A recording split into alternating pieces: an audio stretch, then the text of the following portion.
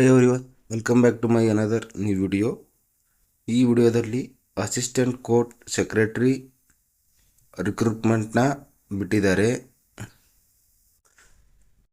ಇದರ ಸಂಪೂರ್ಣ ಮಾಹಿತಿಯನ್ನು ನಾನು ಈ ವಿಡಿಯೋದಲ್ಲಿ ತಿಳಿಸ್ಕೊಡ್ತೀನಿ. ಈ ವಿಡಿಯೋದಲ್ಲಿ ಪೋಸ್ಟ್ ನೇಮ್ ಏನು, ಟೋಟಲ್ ವೇಕೆನ್ಸಿ ಎಷ್ಟಿದ್ದಾವೆ, ಏಜ್ ಲಿಮಿಟ್ ಏನು, ಸೆಲೆಕ್ಷನ್ ಪ್ರೊಸೆಸ್ ಹೇಗಿರುತ್ತೆ, ಯಾವ ರೀತಿ ಅಪ್ಲೈ ಮಾಡಬೇಕು, ಡಾಕ್ಯುಮೆಂಟ್ಸ್ ಏನೇನು ಬೇಕು, ಮತ್ತು ಇದರ ಅಪ್ಲಿಕೇಶನ್ ಯಾವಾಗ ಸ್ಟಾರ್ಟ್ ಆಗುತ್ತೆ, ಇದರ ಎಲ್ಲ ಸಂಪೂರ್ಣ ಮಾಹಿತಿಯನ್ನು ಈ ವಿಡಿಯೋದಲ್ಲಿ ನಾನು ತಿಳಿಸ್ಕೊಡ್ತೀನಿ. ನೀವೇನಾದರೂ ಇನ್ನೂ ನಮ್ಮ ಚಾನಲ್ನ ಸಬ್ಸ್ಕ್ರೈಬ್ ಮಾಡ್ಕೊಂಡಿಲ್ಲ ಅಂದರೆ ಈ ಕೂಡಲೇ ಸಬ್ಸ್ಕ್ರೈಬ್ ಮಾಡ್ಕೊಳ್ಳಿ, ಪಕ್ಕದಲ್ಲಿರುವ ಬೆಲ್ ಐಕನ್ನ ಪ್ರೆಸ್ ಮಾಡಿ. ನಾವು ಯಾವುದೇ ವಿಡಿಯೋ ಯೂಟ್ಯೂಬ್ಗೆ ಅಪ್ಲೋಡ್ ಮಾಡಿದರೆ ನಮಗೆ ನೋಟಿಫಿಕೇಷನ್ ಬರುತ್ತೆ, ನೀವು ತಕ್ಷಣ ವಿಡಿಯೋನ ನೋಡ್ಬೋದು. ವಿಡಿಯೋನ ಕೊನೆವರೆಗೂ ಮಿಸ್ ಮಾಡದೆ ನೋಡಿ. ಇದರ ಪೋಸ್ಟ್ ನೇಮ್ ಬಂದುಬಿಟ್ಟು ಅಸಿಸ್ಟೆಂಟ್ ಕೋರ್ಟ್ ಸೆಕ್ರೆಟರಿ ಆಗಿರುತ್ತೆ. ಇದರ ಟೋಟಲ್ ವೇಕೆನ್ಸಿ ಬಂದುಬಿಟ್ಟು 73 ವೇಕೆನ್ಸಿಗಳನ್ನು ಇದರಲ್ಲಿ ಬಿಟ್ಟಿದ್ದಾರೆ. ಇದರ ಕ್ವಾಲಿಫಿಕೇಷನ್ ಬಂದುಬಿಟ್ಟು ಎನಿ ಡಿಗ್ರಿಯಲ್ಲಿ ಪಾಸಾಗಿದ್ದರೆ ಸಾಕು, ಇದಕ್ಕೆ ನೀವು ಅಪ್ಲೈ ಮಾಡ್ಬೋದು. ಇನ್ನು ಏಜ್ ಲಿಮಿಟ್ ಕಡೆ ಬಂದರೆ 18ರಿಂದ 35 ಸಾಮಾನ್ಯ ಅಭ್ಯರ್ಥಿಗಳಿಗೆ.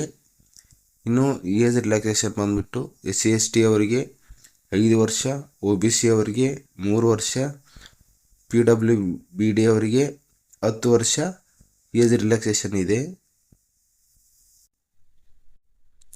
ಇದರ ಸೆಲೆಕ್ಷನ್ ಪ್ರೊಸೆಸ್ ಬಂದುಬಿಟ್ಟು ಮೊದಲಿಗೆ ಶಾರ್ಟ್ ಹ್ಯಾಂಡ್ ಟೆಸ್ಟ್ ಇರುತ್ತೆ. ಇಲ್ಲಿ ಸುಮಾರು 600 ಪದಗಳನ್ನ ಇಲ್ಲಿ ನೀವು ಬರಿಬೇಕಾಗುತ್ತೆ. ಟೈಮ್ ಬಂದುಬಿಟ್ಟು 5 ನಿಮಿಷ ಮತ್ತು ಟ್ರಾನ್ಸ್ಕ್ರಿಪ್ಷನ್ಗೆ 45 ನಿಮಿಷ, ಒಟ್ಟು 100 ಅಂಕಗಳು. ಇದರಲ್ಲಿ ನೀವು ಉತ್ತೀರ್ಣರಾಗಬೇಕಪ್ಪ ಅಂದರೆ ಕನಿಷ್ಠ 60 ಅಂಕಗಳನ್ನಾದರೂ ನೀವು ಇಲ್ಲಿ ಪಡೆಯಬೇಕಾಗುತ್ತೆ. ಇದರಲ್ಲಿ ಪಾಸಾದಂಥ ಅಭ್ಯರ್ಥಿಗಳನ್ನ ನೆಕ್ಸ್ಟು ಇಂಟರ್ವ್ಯೂನ ಕರೀತಾರೆ. ಇಂಟರ್ವ್ಯೂಗೆ 20 ಅಂಕಗಳು ಇರುತ್ತವೆ. ಕನಿಷ್ಠ 10 ಅಂಕಗಳನ್ನಾದರೂ ನೀವು ಇಲ್ಲಿ ಪಡೆಯಬೇಕು. ಒಟ್ಟು ಅಂಕ ಬಂದುಬಿಟ್ಟು 120 ಮಾರ್ಕ್ಸಿಂದಿರುತ್ತೆ. ಇದನ್ನು ಫೈನಲ್ ಸೆಲೆಕ್ಷನ್ ಮೆರಿಟ್ ಆಧಾರಿತವಾಗಿ ಈ ಹುದ್ದೆಗೆ ಅಭ್ಯರ್ಥಿಗಳನ್ನ ಇಲ್ಲಿ ಆಯ್ಕೆ ಮಾಡ್ಕೋತಾರೆ. ಇದಕ್ಕೆ ಯಾವುದೇ ರೀತಿಯಾದಂಥ ಎಕ್ಸಾಮ್ ಇರಲ್ಲ. ಶಾರ್ಟ್ ಹ್ಯಾಂಡ್ ಟೆಸ್ಟ್ ಮತ್ತು ಇಂಟರ್ವ್ಯೂನ ಮಾಡಿ ಇಲ್ಲಿ ಆಯ್ಕೆ ಮಾಡ್ಕೋತಾರೆ.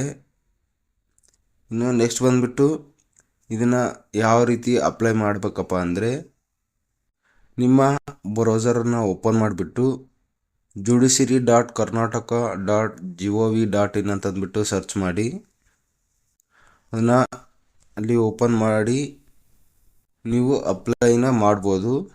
ಮತ್ತು ನಿಮಗೆ ಯಾವ್ಯಾವ ಡಾಕ್ಯುಮೆಂಟ್ಸ್ ಬೇಕಪ್ಪ ಅಂದರೆ SSLC ಅಂಕಪಟ್ಟಿ ಮತ್ತು ಡಿಗ್ರಿ ಅಂಕಪಟ್ಟಿ, ಮತ್ತು ಇದಕ್ಕೆ ಕಡ್ಡಾಯವಾಗಿ ಶಾರ್ಟ್ ಹ್ಯಾಂಡ್ ಅಥವಾ ಟೈಪಿಂಗ್ ಸರ್ಟಿಫಿಕೇಟ್ ಬೇಕೇ ಬೇಕು.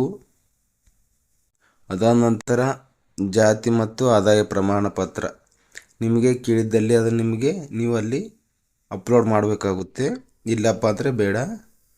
ಮತ್ತು ಒಂದು ಪಾಸ್ಪೋರ್ಟ್ ಸೈಜ್ ಫೋಟೋ ಮತ್ತು ನಿಮ್ಮ ಸಿಗ್ನೇಚರ್, ಇಷ್ಟು ನಿಮ್ಮ ಹತ್ರ ಅಪ್ಲಿಕೇಶನ್ ಹಾಕುವಾಗ ಇಷ್ಟು ಡಾಕ್ಯುಮೆಂಟ್ಸ್ನ ನೀವು ರೆಡಿ ಮಾಡಿ ಇಟ್ಕೊಂಡಿರಬೇಕು. ಇನ್ನು ಅಪ್ಲಿಕೇಶನ್ ಫೀಸ್ ಕಡೆ ಬಂದರೆ ಅನ್ರಿಸರ್ವ್ಗೆ 500 ರೂಪಾಯಿ, ಮತ್ತು 2A 2B third A third B ಅವರಿಗೂ 500 ರೂಪಾಯಿ, ಮತ್ತು SC/ST ಅವರಿಗೆ 250 ರೂಪಾಯಿ ಅಪ್ಲಿಕೇಶನ್ ಫೀಸ್ ಇರುತ್ತೆ. ಇನ್ನು ಅಪ್ಲಿಕೇಶನ್ ಯಾವಾಗ ಸ್ಟಾರ್ಟ್ ಆಗುತ್ತಪ್ಪ ಅಂದರೆ 1 ಜುಲೈ 2026, ಅಂದರೆ ಇದು ಸ್ಟಾರ್ಟ್ ಆಗಿ ಯಾವಾಗಲೇ ಇದು 2 ದಿನ ಆಗಿದೆ. ಮತ್ತು ಅಪ್ಲಿಕೇಶನ್ ಎಂಡ್ ಡೇಟ್ ಬಂದ್ಬಿಟ್ಟು 30 ಜುಲೈ 2026. ಇದು ಸುಮಾರು 1 ತಿಂಗಳವರೆಗೆ ಅಪ್ಲಿಕೇಶನ್ ಹಾಕೋಕ್ಕೆ ಟೈಮಿಂಗ್ ಇದೆ. ಯಾರೆಲ್ಲ ಕೋರ್ಟ್ನಲ್ಲಿ ಕೆಲಸ ಮಾಡ್ಬೇಕಂತಿದ್ದೀರಾ ಮತ್ತು ಯಾರ ಹತ್ರ ಶಾರ್ಟ್ ಹ್ಯಾಂಡ್ ಸರ್ಟಿಫಿಕೇಟ್ ಇದೆ ಅಂಥವರು ಮಿಸ್ ಮಾಡದೆ ಈ ಹುದ್ದೆಗೆ ಅಪ್ಲೈ ಮಾಡಿ.